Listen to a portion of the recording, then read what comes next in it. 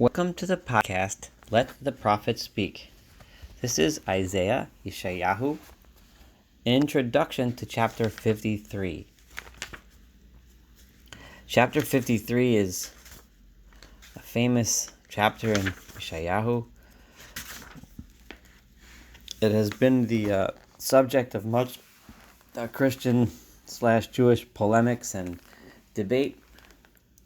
Christians look at this chapter as if it is a reference or a prophecy regarding Jesus. Jews have been interpreting this chapter arguably since the days it was written, about 1,000 years, I guess about 900 years or so prior to the birth of a new religion, Christianity, in a completely different way. And in order for people to fully understand this, I felt it was important to review and recap some of the primary issues that Yeshayahu has been speaking about and teaching us for the last 52 chapters prior to 53, in order that we can be consistent and intellectually honest as we apply his teachings so that we fully understand what chapter 53 is talking about. Rather than start off by reading chapter 53, I'm going to start off with this summary. And in it will also be an opportunity for us to summarize some of the most basic and most important ideas that Yeshayahu has been expressing and teaching us until now. And then we will go ahead and read chapter 53 in the next podcast and understand what the words mean and what ideas he's trying to express. So I'm going to lay out 8 basic ideas, and I'm going to go through some proofs. It's going to take some time, but I think it's important for us to go through this exercise so that we fully understand what's going on here. I'm going to emphasize, before I even introduce these 8 things, something that I've been emphasizing over and over again, repeatedly, and I'm sorry if I'm saying this often, but I think this is crucial. That as with pretty much any book that you're interpreting, understanding context, understanding the flow and the connection between part A, part B, part C, etc., is crucial and absolutely necessary to understanding what the author of the book is trying to teach. Number 2, Yeshayahu specifically, but the prophets in general and the entire Torah in general, can be looked at, interpreting it and translating it and understanding the message can be understood in a sense as an exercise in defining pronouns. What I mean is, who is speaking, who is he or she speaking to, and what is he or she speaking about, or they, for that matter. So, and in Yeshayahu, so many times in this podcast, if you've been paying attention, I've emphasized this and demonstrated how, by fully trying to understand when there's a me, or an I, or a speaker, or a they, or a them, an object of a conversation, or a he, or a she, or a we, or an us, etc., who is the speaker? This is extremely crucial to understanding Yeshayahu specifically and the words of the prophets in general. So now let's start. The 8 ideas that Yeshayahu has, and I'm going to lay out 8 categories that Yeshayahu has been teaching us until now, and pretty much trying to drive them into our heads as the message that he wants us to take back from his book. Now, there's a lot more than 8 messages, of course, but I'm specifically referring to 8 that are necessary for understanding the context of chapter 53. So I'm going to lay out the ideas, and then I'm going to go through earlier statements and texts and verses in which Yeshayahu lays out these ideas, so that those of you that have been following until now can remember and understand how important these ideas are to Yeshayahu. Number 1, that the nations have Israel has been subjected to punishment and suffering and oppression from the nations surrounding her, or the nations to which she was exiled. And one idea that has recurred, one theme that has recurred throughout this book is that although God punished the people of Israel and allowed the nations to to oppress them because of the sins of the people, which we'll get to in a minute. However, the nations took it upon themselves to perpetrate much more evil than that which the people deserved. In other words, God allowed the people to be placed into the hands of their oppressors, but the choice to oppress them even more and even harsher was a choice that those people made, not something that God decided the people deserved.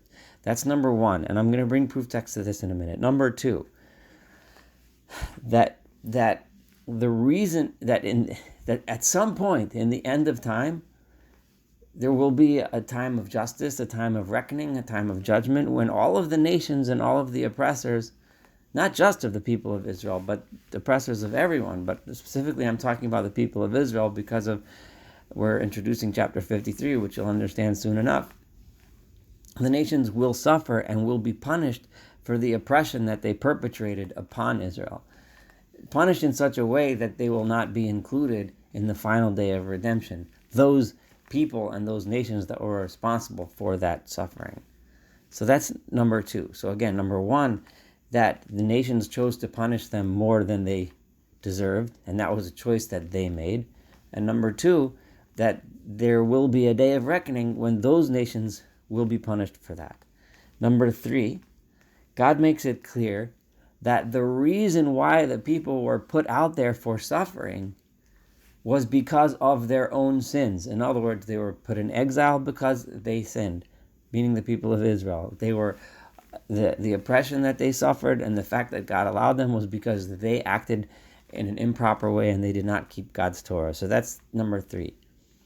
Number four, that in Judgment Day, in the day of judgment at the end, in the future times when all is set right, it's going to include a significant reckoning for those that were oppressors and those that are arrogant specifically are singled out, and those that through their own arrogance acted in an oppressive way and without proper justice, without acting righteously, and so on.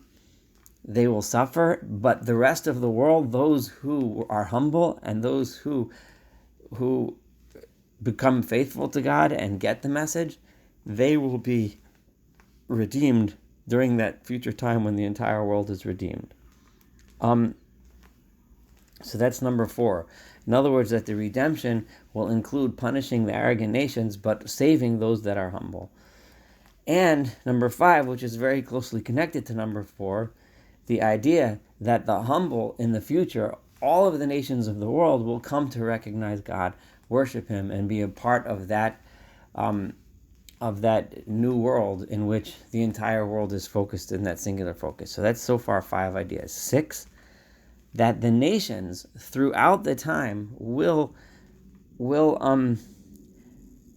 they don't understand the mysterious ways of God. They don't get it, and they don't understand why there is suffering of the righteous. Why is it, for example, that I stated before, if the Jewish people of Israel, for example, don't deserve the punishment that God is allowing them to mete out against them. In other words, like we said, God allowed the people to go into exile, but He never asked them to be punished to the extent that they were.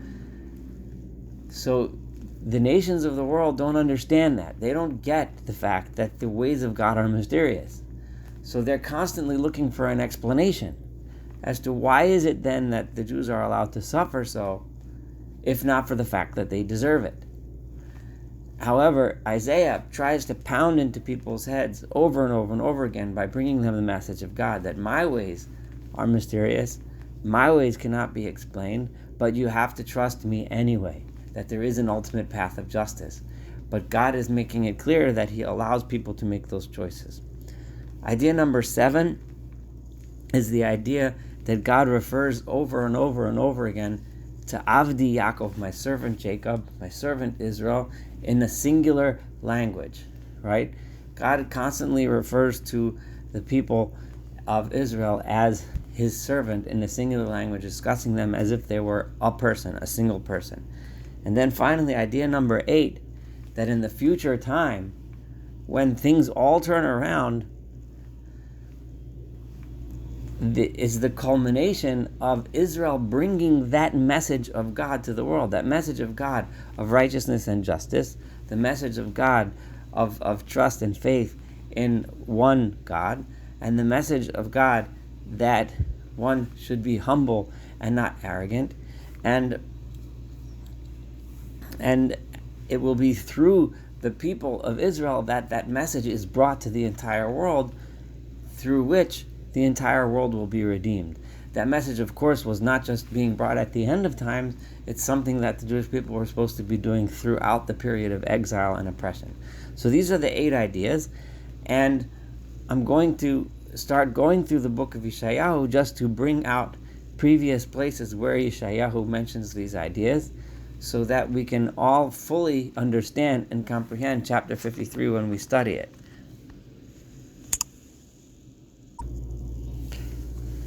Because I'm trying to limit the length of each and every one of these podcasts, I'm going to just quickly recap the 8 ideas that I presented, and then end this podcast as the Introduction to 53 Part 1, and then I'm going to do another podcast of Introduction to 53 Part 2, in which I am going to go through the source texts for 53. So if you want, you can listen to just this one. You can even skip the next one if you don't want to listen to the source text. But if you want to hear the full development of these ideas, then it would be worthwhile to listen to Intro Part 2. So thank you for listening to Part 1. Looking forward to doing Part 2 together with you shortly.